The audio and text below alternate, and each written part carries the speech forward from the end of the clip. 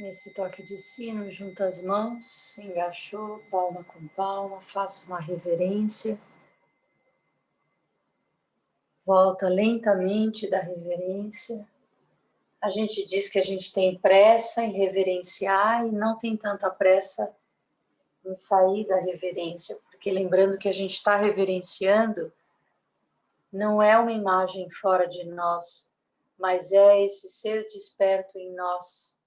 Então a gente tem pressa em se curvar, em reverenciar esse ser desperto e não tem tanta pressa em voltar.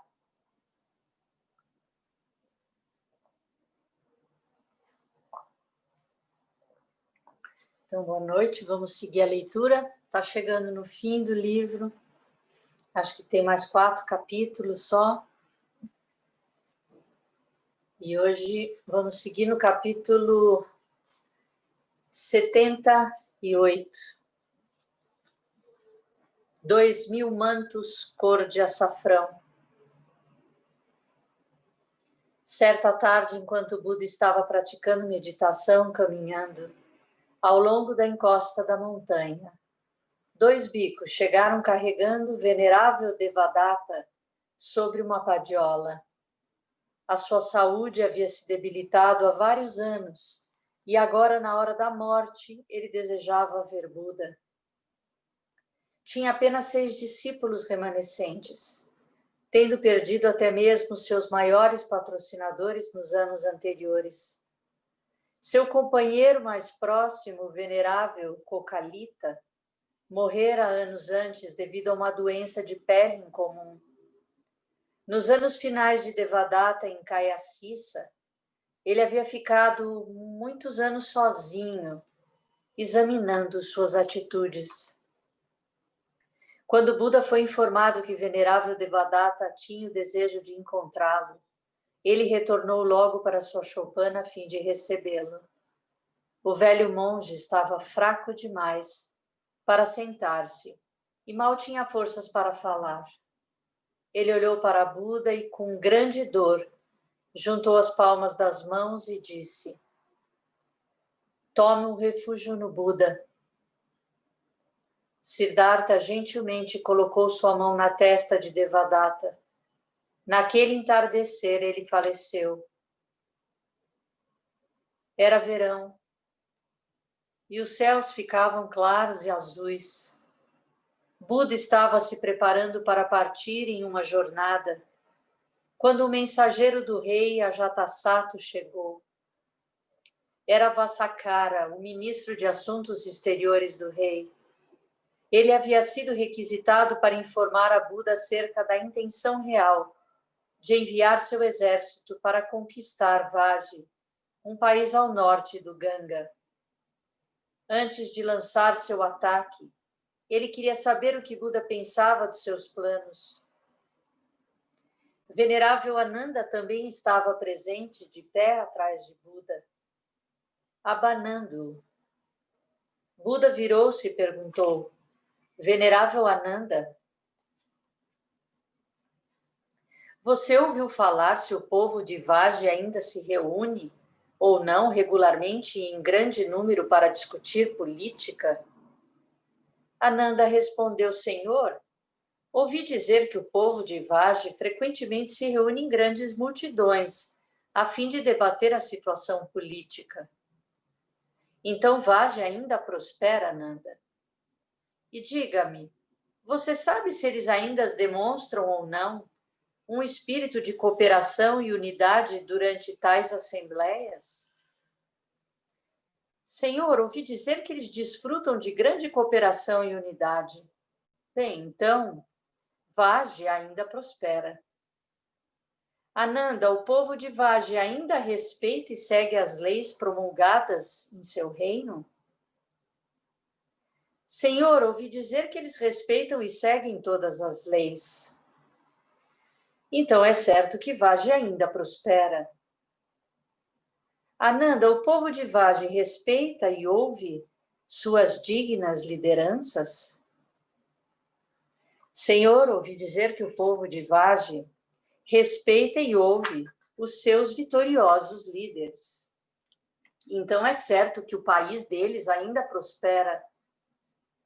Ananda, você ouviu dizer se há estupros, outros crimes violentos ou não ocorrendo em Vaji?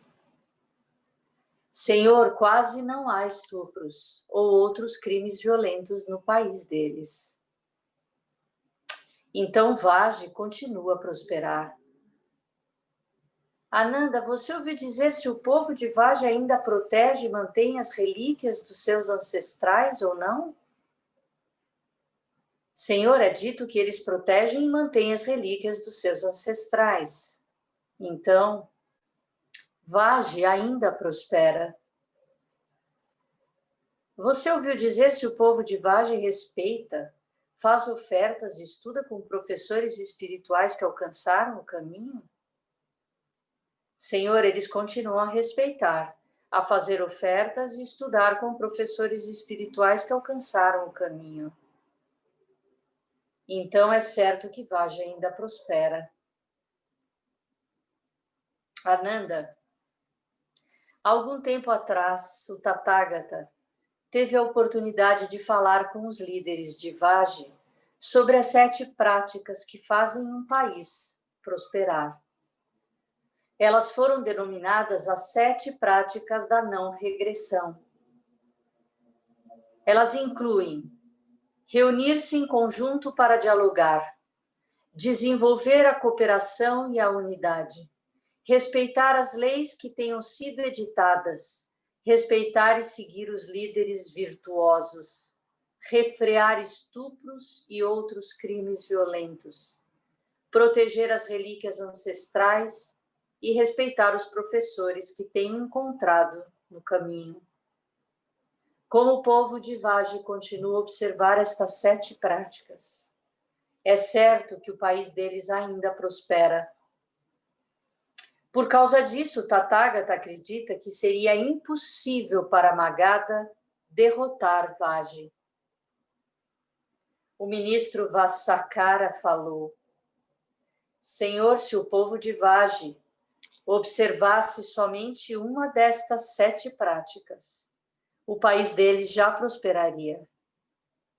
Senhor, não creio que o rei Ajatasattu possa vencer uma guerra contra Vaji com o poder e armamentos apenas. Ele só teria êxito se disseminasse sementes de discórdia entre os líderes de Vaji. Obrigado, Senhor, por seu conselho. Retornarei agora aos meus afazeres. Após o ministro ter partido, Buda virou-se para Ananda e disse: Vassakara sabe como conspirar. O Tathagata teme que no futuro o rei Ajatasattu realmente irá enviar tropas para lutar contra Vaji. Naquele entardecer, Buda pediu que seu assistente convidasse todos os bhikkhus e bhikkhunis presentes em Rajagaha para se reunirem no Pico do Abutre. Quando, após 7 dias, todos estavam reunidos, eles contavam 2.000 monges. Era uma esplêndida visão, tantos mantos cor de açafrão contrastando com a montanha. Buda caminhou lentamente da sua choupana para a plataforma do Dharma, onde os monges e monjas se achavam reunidos. Ele subiu na plataforma, olhou por sobre a comunidade e disse: Bhikkhus e bhikkhunis, o Tathagata irá ensinar-lhes os 7 métodos de prevenir que o ensinamento e a sanga caiam em declínio. Escutem. Em primeiro lugar, reúnam-se frequentemente em grupos para estudar e discutir o Dharma. Em segundo lugar, sempre se juntem e se dispersem, preservando um espírito de cooperação e unidade. Em terceiro lugar, respeitem e sigam os preceitos que foram proclamados. Em quarto lugar, respeitem e sigam a orientação dos líderes da Sangha que possuam virtude e experiência. Em quinto lugar, vivam uma vida pura e simples livre de perturbação causada pelo desejo e apego. Em sexto lugar, apreciem uma vida calma e pacífica. Em sétimo lugar, vivam em mente atenta, a fim de realizar a paz, a alegria, a liberação, e para se tornarem um refúgio e um apoio para seus amigos ao longo do caminho. Bhikkhus e bhikkhunis, se viverem de acordo com estas 7 práticas, o Dharma florescerá e a Sangha não decairá. Nada externo será capaz de perturbar a Sangha. Somente a divisão e a discórdia interna podem causar a divisão da Sangha. Bhikkhus e bhikkhunis, quando um rei-leão morre na montanha, nenhum animal ousa comer sua carne. Somente os vermes devoram seu corpo de dentro para fora. Protejam o Dharma, vivendo de acordo com estas 7 práticas. Nunca se tornem como vermes, que devoram o corpo de um leão das entranhas para a pele. Buda também aconselhou os monges e monjas a evitarem desperdiçar tempo, envolvendo-se em conversação inútil, dormindo excessivamente, perseguindo fama e reconhecimento, correndo atrás de satisfazer desejos, gastando tempo com pessoas de pouco caráter e ficando satisfeitos com somente um parco conhecimento do ensinamento. Ele relembrou-os dos 7 fatores do despertar, como sendo o caminho de cada bhikkhu e bhikkhuni deveria seguir, que seriam mente atenta, investigação dos dharmas, energia, alegria, relaxamento, concentração e desvencilhamento. Ele também repetiu ensinamentos sobre a impermanência, a vacuidade do eu, o não apego, a liberação e superação do desejo e do apego. Os 2.000 monges e monjas permaneceram no Pico do Abutre por 10 dias. Eles dormiram embaixo das árvores, em cavernas e choupanas, ou perto das fontes da montanha. Buda deu-lhes uma palestra do Dharma por dia. No 10º e último dia, ele disse-lhes que podiam retornar para seus próprios centros. Depois que bhikkhus e bhikkhunis partiram, Buda voltou-se para o venerável Ananda e disse: amanhã iremos visitar a floresta de bambus. Após essa visita, Buda e Ananda deixaram Rajagaha e rumaram em direção a Ambalatika, o parque refrescante construído muito tempo atrás pelo rei Bimbisara para os seguidores da senda. Os bhikkhus frequentemente descansavam lá no seu caminho para Nalanda. Venerável Shariputra uma vez tinha morado ali com Rahula. Buda visitou e instruiu os monges residentes em Ambalatika. Ele falou sobre os preceitos, a concentração e a compreensão. Buda prosseguiu para Nalanda, acompanhado por 100 bhikkhus. Venerável Ananda, Shariputra e Anuruddha andavam bem ao seu lado. Quando chegaram a Nalanda, Buda descansou no jardim de mangueiras de Pavarika. Na manhã seguinte, Venerável Shariputra sentou quieto por um longo tempo ao lado de Buda. Finalmente comentou: Senhor, estou certo de que no passado, presente e futuro, não há professor espiritual cuja sabedoria e realização ultrapasse a sua. Buda disse: Shariputra, tais palavras são tão atrevidas quanto o rugido do leão. Você encontrou todos os professores espirituais no passado, presente e futuro, de modo a ousar fazer uma afirmação dessas. Pergunta: Você encontrou todos os professores espirituais no passado, presente e futuro, de modo a ousar fazer uma afirmação dessas? Senhor, não me encontrei com todos os mestres dos 3 reinos. Porém, de uma coisa estou certo. Vivi próximo de você por mais de 45 anos. Ouvi o seu ensinamento e observei o modo como você vive. Sei que vive continuamente em despertar. Você tem o domínio dos seus 6 sentidos. Você não apresenta qualquer sinal dos 5 obstáculos do apego e desejo, raiva e ódio, distração, agitação, dúvida ou suspeição. Embora possam existir mestres no passado, presente e futuro, que tenham atingido ou vão atingir a mesma sabedoria e despertar, não penso que possam superar a sua compreensão.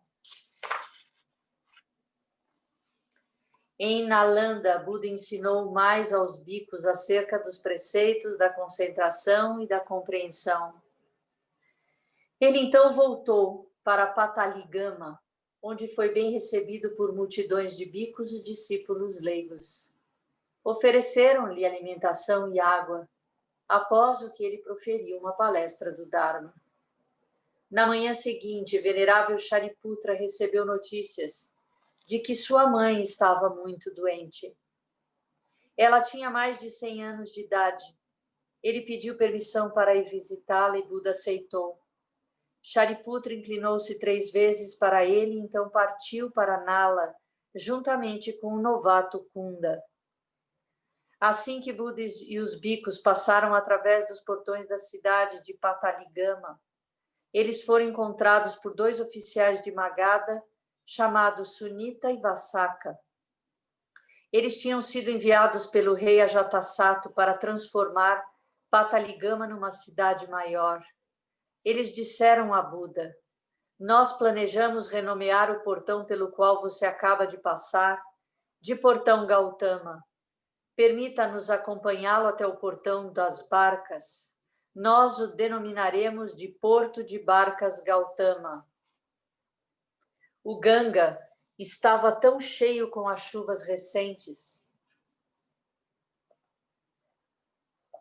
que os corvos podiam pousar nas barrancas mais altas e mergulhar seus bicos diretamente na água. 5 barcas carregaram Buda e seus discípulos através do rio. Venerável Ananda ficou de pé ao lado dele. Eles olhavam por sobre as águas em direção a Vesali na margem oposta. Ananda relembrou o tempo em que 20 anos atrás Buda havia sido cumprimentado por vastos aglomerados de pessoas naquela praia. Naquela época, Vesali fora quase destruída por uma praga. Crianças e velhos morreram em quantidade, nada pôde ser feito pelos melhores médicos de Vesali. Altares foram erguidos, porém, mesmo as orações não surtiram qualquer efeito diante da situação. Finalmente, o pensamento do povo se voltou para Buda. O governador Tomara viajou para Rajagarha e implorou que ele fosse até Vesali, na esperança de que sua virtuosa presença pudesse mudar o curso trágico da praga. Buda concordou em ir. O rei Bimbisara e sua rainha, oficiais palacianos e cidadãos de Rajagrha viram Buda partir.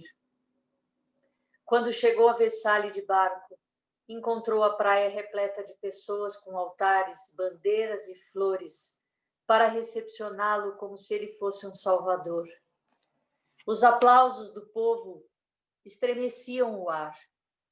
Venerável Vimala Kondana, o anterior Jivaka e vários discípulos veteranos acompanharam Buda. Tão logo os pés dele tocaram a praia, um trovão cruzou os céus e começou a chover. Era a primeira chuva depois de uma longa estiagem, trazendo um refrescante alívio além de nova esperança. Siddhartha e os bhikkhus foram levados para um parque no centro de Kotigama. Lá ele falou sobre os 3 tesouros. Alguns dias depois, Buda e seus monges foram convidados a ir a Vesali. Eles ficaram no monastério Gutagara, em Mahavana, durante aquela estação. Graças aos méritos de Buda e à habilidade de Vimalakondana, a disseminação da praga foi cedendo lentamente até que finalmente desapareceu. Buda permaneceu em Vesali por 6 meses. Os pensamentos de Ananda retornaram ao presente assim que eles chegaram à margem. Buda caminhou até Kotigama, onde foi recebido por um grande número de monges.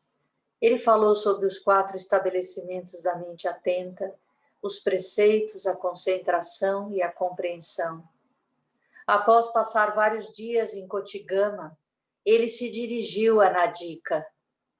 Lá ele e seus bhikkhus dormiram em uma casa de alvenaria chamada Jinja Kavasata. Em Nadika, Buda refletiu sobre os muitos discípulos que já haviam feito seu passamento naquela mesma região. Ele pensou na sua irmã Bhikkhuni Sundarini Nanda, nos bhikkhus Salya e Nadia, na discípula leiga Sujata, que há muito tempo lhe oferecera leite, e nos discípulos leigos Kakuda, Bada e Subada. Pelo menos 50 bhikkhus na região haviam atingido os frutos de entrados na corrente, um único retorno e de nenhum retorno. A monja Sundarini Nanda tinha alcançado o fruto de retornar mais uma vez. Os bhikkhus Salya e Nadia alcançaram ambos a condição de Arahat. Buda ensinou seus discípulos que qualquer um que confiasse em Buda, no Dharma e na Sangha necessitava apenas olhar para dentro do seu próprio coração para saber se havia entrado na corrente da liberação. Não havia necessidade de perguntar isso a ninguém mais. Em Nadika, ensinou os bhikkhus sobre os preceitos, a concentração e a compreensão.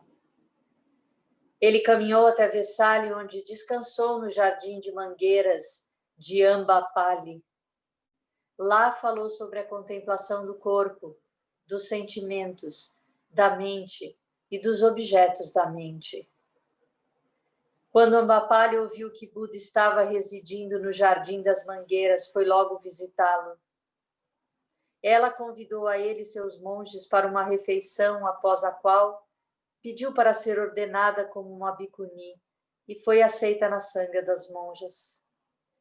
Buda falou ainda mais sobre os preceitos, a concentração e a compreensão durante sua estada em Vesali. Após isso, visitou a vila Beluvagamaka. Como a estação das chuvas já estava a caminho, ele decidiu passá-la ali. Foi o 45º retiro, desde o despertar de Buda. Ele solicitou aos monges e monjas na região para pousarem no centro de Dharma de Vesali, ou nos lares de amigos e parentes durante o período de retiro. No meio da estação de retiro, Buda sentiu-se gravemente doente. Embora sentisse dores extremas, não manifestou nenhum gemido. Deitado, continuou a seguir sua respiração com mente atenta. No princípio, seus discípulos temeram que ele não sobrevivesse à doença, mas para sua alegria, lentamente ele foi recobrando as forças. Após vários dias, conseguiu se sentar em uma cadeira do lado de fora de sua choupana.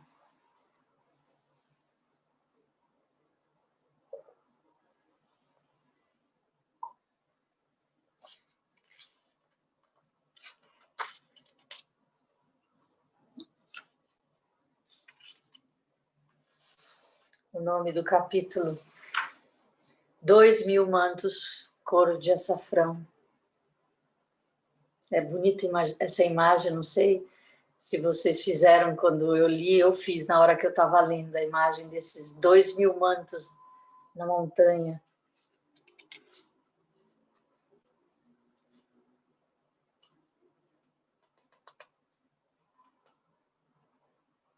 E a forma como ele não responde a pergunta, fazendo Ananda responder, né?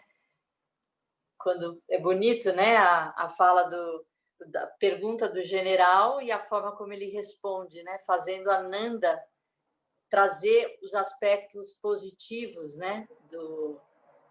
De Vagem, dessa cidade, né? Que não teria por que ser atacada ou ser incorporada, né? E me pegou essa fala dele do verme, né? De comer o leão por dentro. Quando o general fala que ele só conseguiria ter êxito se ele disseminasse uma semente de discórdia dentro da própria sanga. Isso é o verme, né? Comer de dentro, destruir por dentro a sanga. Bem forte isso.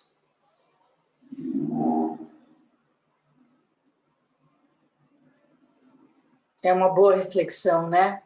Eu não tô pensando só em sanga budista, eu estou pensando em relações familiares. Se você pensar que uma família é uma pequena sanga, um núcleo de sanga, né?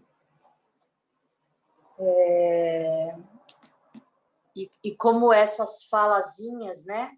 Funcionam como um verme que vai corroendo por dentro, num nível que você não consegue ver mais onde está, onde começou, quem começou, né? E aí não dá para refletir mais, tem que gerar uma mudança. Porque se ficar nessa reflexão do porquê eu devia, agora eu sei, agora eu vou fazer, agora eu vou resolver, eu puxo para mim a responsabilidade. Enquanto a gente estiver ainda nesse lugar de apontar, a gente não transforma, sabe? A gente vai deixando que o verme continue comendo, até um ponto que não dá mais, que já debilitou tanto que a morte é certa, né? Que a ruptura é certa. Então, é uma parte que eu vou resumir para mim, porque é uma reflexão que eu quero manter presente, sabe? Para a gente não cair nela. Eu acho que é o único jeito que a gente tem para não deixar ser tomado, porque a gente comete equívocos, né? Querendo ou não, muitas vezes a gente não percebe que está fazendo isso quando a gente faz comentários, né? De um para o outro, que às vezes a gente está fazendo isso, alimentando, né? Dando de comer para esse vermezinho. Alguém quer falar? Quer fazer alguma pergunta? Ninguém? Shodenkios, que estão aí no meu primeiro plano? Alguém quer perguntar? Quer comentar alguma coisa?